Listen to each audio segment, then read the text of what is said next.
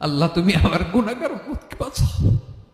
এই দুনিয়ার বুকে রব্বুল আলামিন সব নবীকে একটা করে দাওয়া মুস্তাজাবা দিয়েছেন, মানে যে দোয়া করলে কবুল হয়ে যায় সাথে সাথেই। দুনিয়ার সব নবীরা ওই দোয়াটা দুনিয়ায় করে ফেলেছে। বিশ্বনবী বলবেন, আল্লাহ ওই স্পেশাল দোয়াটা দুনিয়াতে করি নাই, আজকে আমি তোমার দরবারে দাঁড়িয়ে কিয়ামতের দিন ওই দোয়াটা করছি। আল্লাহ আমার যে উম্মতের হৃদয়ে যাররা পরিমাণ ঈমান আছে, আমার একটা উম্মতকেও তুমি জাহান্নামে ঢুকাতে পারবা না। বিশ্বনবী পাগলের মতো একবার হাউজে কাউসারে যাবেন, একবার সিরাতে যাবেন, একবার পুলসিরাতের দিকে, একবার হাউজে কাউসারের দিকে, পাগলের মতো দৌড়াতে থাকবেন। তার কোন গুনাহগার উম্মত যাতে জাহান্নামে ঢুকে না যায়।